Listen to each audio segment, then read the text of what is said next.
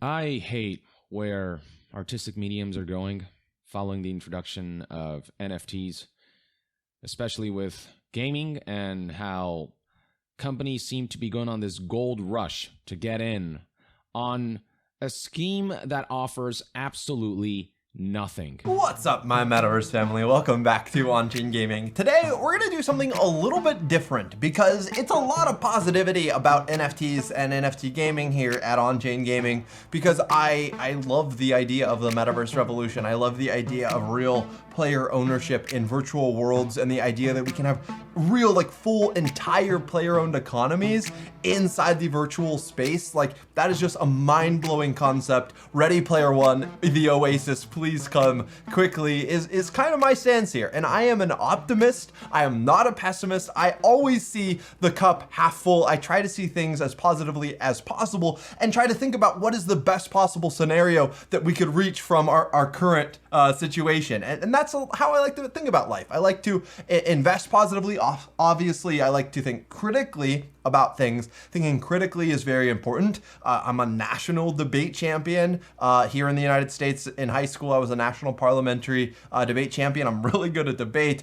And I like to look at the other side, though. I like to hear the arguments against my positive perspective, because if I don't listen to those arguments, like, against my personal beliefs, then I'm going to have far less deep beliefs. Like, if I don't understand the arguments against what I believe better than the people who are, like, saying those arguments, then I'm not gonna really have, like, a real great grasp of what I believe and a really solid belief that what I believe is actually true. So it's important to understand the arguments against that. That's all I'm saying. So in this video, what we're gonna be doing is we're gonna be taking a look at a video that my little brother Nathan, who's the editor for this channel, sent to me. Yeah, he titled the email, "NFTs are bad." And he kind of was just interested to hear what I had to say about some of the thoughts from this video. So this video is from YongYea, I believe, is how to say his name. He has 1.2 million subscribers, so a very successful channel here.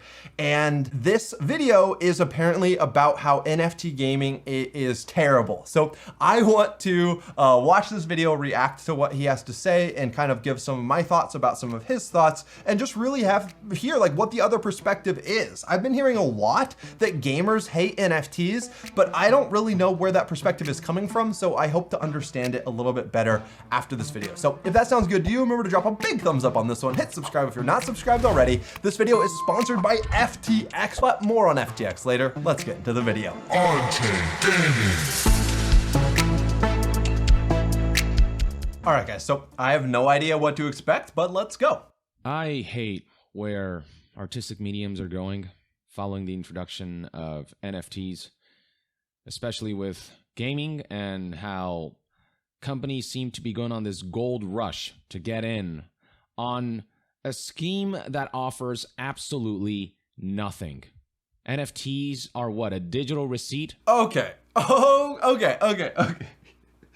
What is he even saying? Okay, so first of all, let's just hear what he's said and make sure that we understand it fully. So he hates where digital media is going, or where art is going with NFTs. So I guess he doesn't like that artists are finally getting paid for their artwork for the very first time, that it's gonna change music in such a drastic way, allowing artists to actually make money off of their streams. If you just look at what, like, Gala Music is doing and the Gala nodes for music, like, that's a whole can of worms to dive into. But what NFTs are doing for allowing creators to get revenue every time their streams are played, and actually, like, sell rights with more value behind it, because we're getting digital ownership through the blockchain. It's crazy positive for music artists and normal artists as well, visual artists. But let's hear what he has to say about gaming, because, like, this channel is obviously about the gaming side of NFTs. I think that what NFTs bring to gaming is even more revolutionary, more game-changing than what NFTs are bringing to music and art. But he seems to hate it the most. So Kind of interesting. Yes, NFTs kind of are a digital receipt, but they're a lot more than that because you can embed contractual things into NFTs.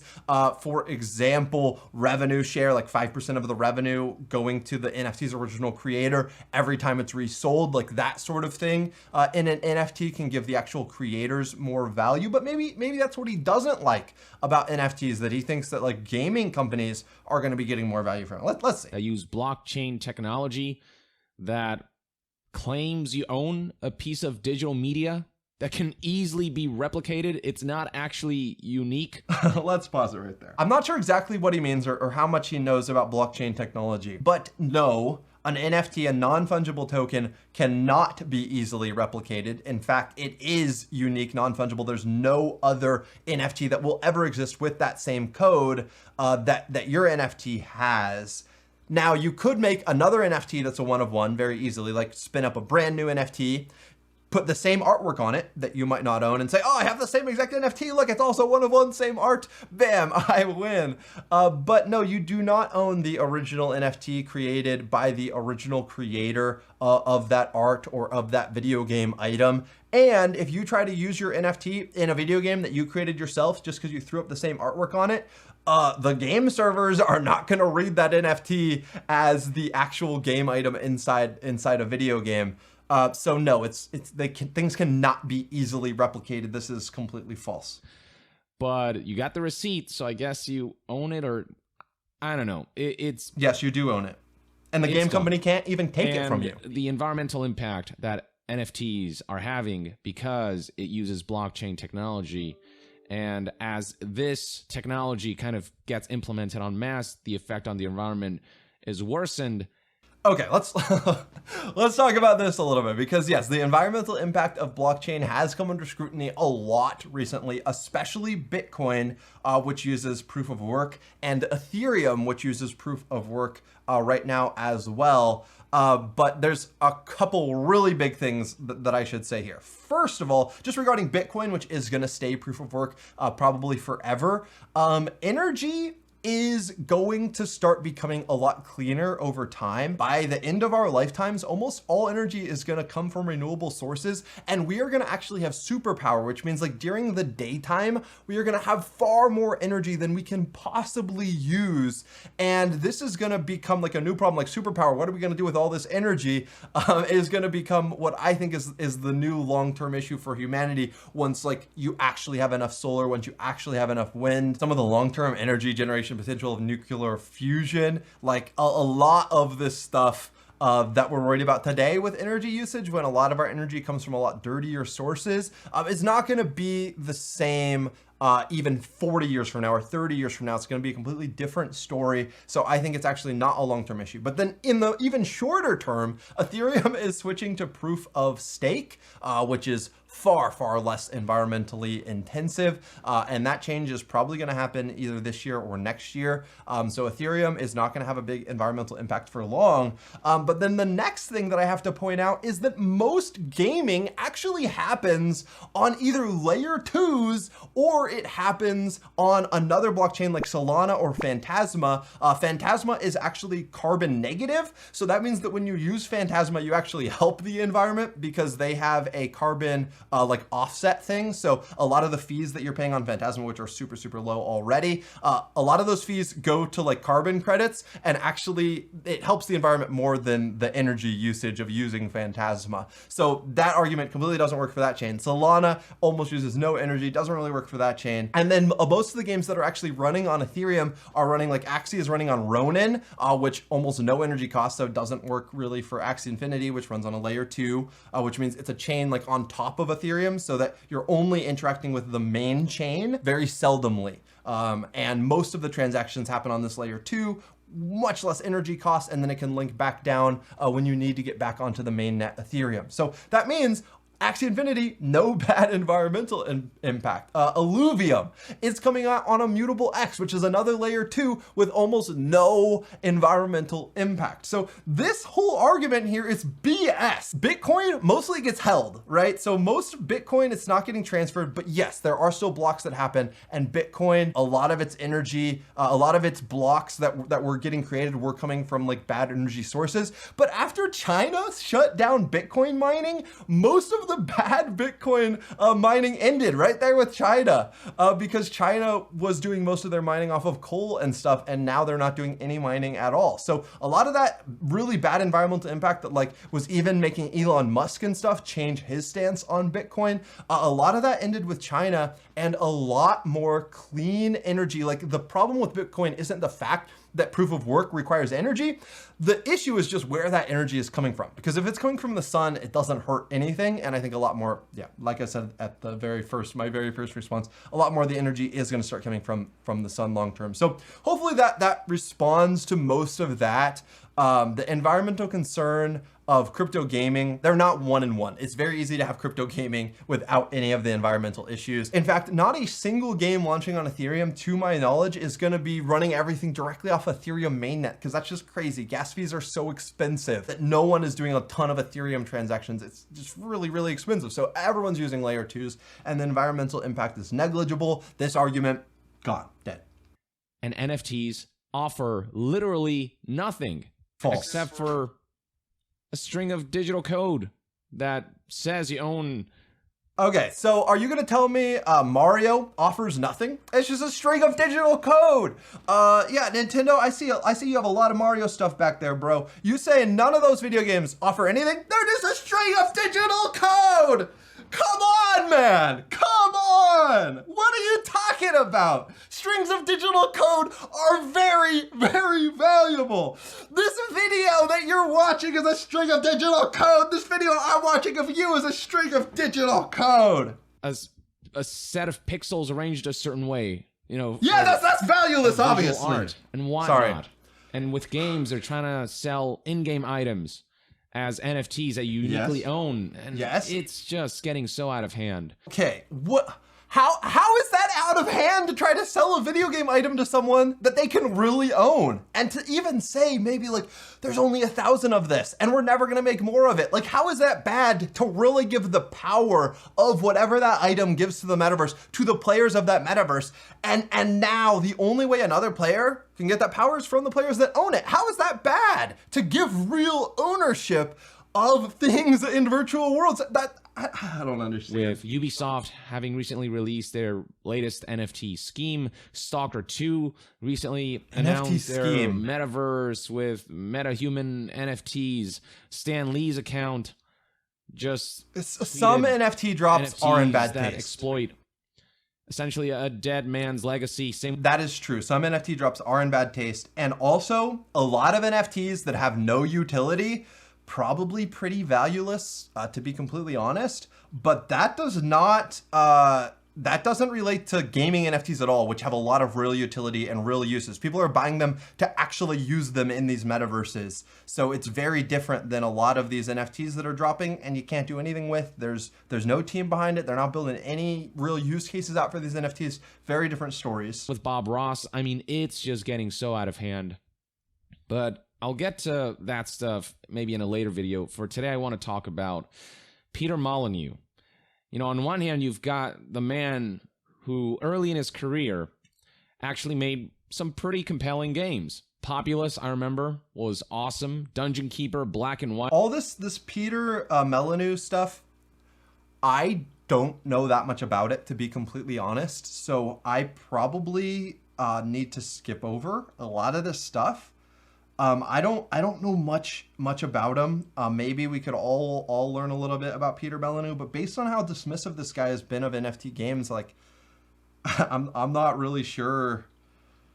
Yeah, I don't know how much value he's going to have here. Let's watch a little bit longer and you know, see what he's going to tell us. And Fable, with Fable in particular, obviously there were a lot of promises made that weren't delivered on. Infamously, you know, Peter Molyneux said you could plant a seed for a tree, and over time, as you play through the game, that tree will grow.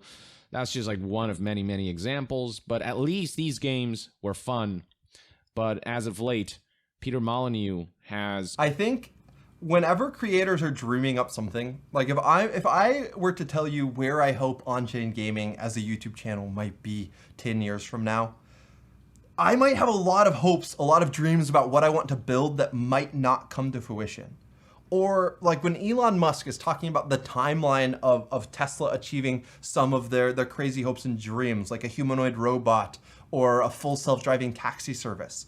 He can be very wrong about the timeline for some of these things because these are issues, problems that humanity has never tackled before. And whenever you're doing something for the first time ever, if a problem's never been solved before, you don't know how hard the problem actually is to solve. You don't know what possible things might come up that we never knew came up because we never got that far along in solving the problem before, you know? So anytime you're doing a world-changing or game-changing thing, I think, first of all, as those of us who are listening to these people talk, it's, I think, good to support the creation of things that we believe in, but we need to be critical thinkers. We need to think like critically about what they're saying.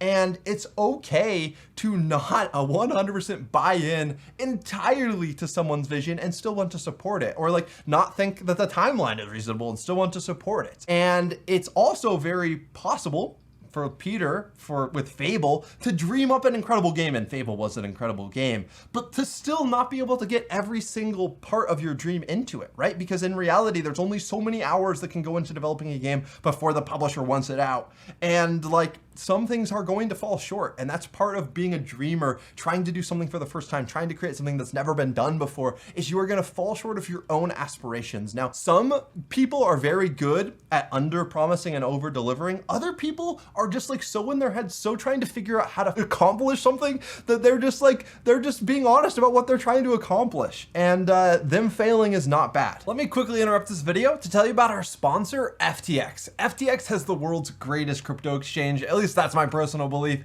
and they do have the lowest trading fees out of any crypto exchange in the world. Plus, they just launched a brand new NFT marketplace, which is really great. They have a ton of gaming NFTs and stuff like that, so I highly recommend checking out FTX, either the mobile app or their web app, using our links in the description. And if you sign up using the mobile app and you trade crypto, you will get $10 for free for signing up using our link. And then if you want to trade using the web app, you will get 5% off their already world's lowest trading fees. So I highly recommend signing up with FTX below if you're new and want to get into crypto, or if you're experienced and just want to upgrade. Now, back to the video. The commercial use of NFTs on its own is considered a grift, and then you've got a man who's infamous for grifting, whether intentionally or not, being irrelevant. He still grifted quite a bit, now coming in and taking advantage of this grifting technology. This is a game where apparently a creative entrepreneur's dreams come true, an opportunity for players to build their own business,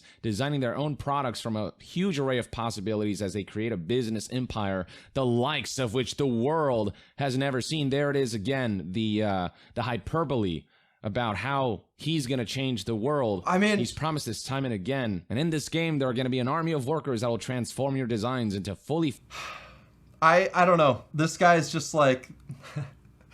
he's not even glass half empty. He's like, glass is entirely empty, and if you try to take a drink out of it, you'll probably cut up the whole inside of your mouth, is what this guy is. Flesh products ready for market through NFTs that can then be traded so that you can vie for dominance on the open market with an array of in-game competitions and events that will award leaderboard positions and big prizes. And scrolling further down, you can really see how this isn't really a video game. It's just a Ponzi scheme, business, quote unquote, disguised as a game. There we got it. Ponzi scheme business. I never heard that about NFTs. It's meant to empower players and all the usual boilerplate BS. Legacy and blockchain gaming. Owning a land NFT allows Wait, Is he gonna explain to us how it's a Ponzi scheme in any way? Can you give us one real reason here? You can't just throw out that word. Do you know what a Ponzi scheme is? To start your own in-game blockchain business association in Legacy. So to even start playing the game, you have to buy land NFT. Huh. Imagine if a video game company forced you to buy a video game before you could play the video game. That would be insane. That would be it.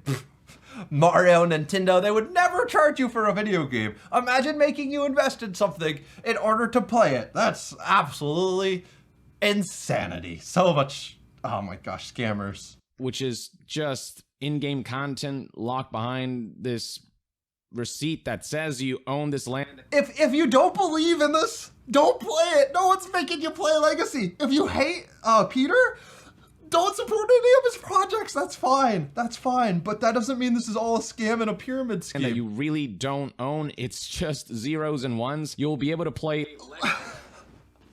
How is it being zeros and ones at all mean you don't really own it? Holy crap. He's like, if it's digital, it's fake or something. I don't know what this guy's mindset is. Like, does he not understand the entire global economy is zeros and ones? That's all it is. That's all money is zeros and ones. Legacy while earning and owning your gameplay. What does that even mean, owning? It means you own your gameplay. Okay, I'm done. If you guys enjoyed this video, hit thumbs up, subscribe. I don't care. All right, guys, so I started this video by saying it's important to listen to the other side, hear what arguments they have against what you believe. But there does come a point where someone is just literally not making arguments. They're just like saying these false statements or like repeating themselves over and over again when they never actually tied a connection. Like you can have a non sequitur argument where one thing does not like lead to another. And then if the rest of the video, you're gonna keep saying that this ones and zeros means you don't really own it or something like that, which is, there's no line of reasoning that ties this to that, if that makes sense. So then I literally can't listen to what you're saying in the rest of your video because you never made the logical connection to confirm the end statement that you're saying, which his whole thing is that you don't actually own anything, which is, he never argued why or how. And that's why I just really can't respond to this anymore. So yeah, that's the end of this one. Hopefully you guys enjoyed it.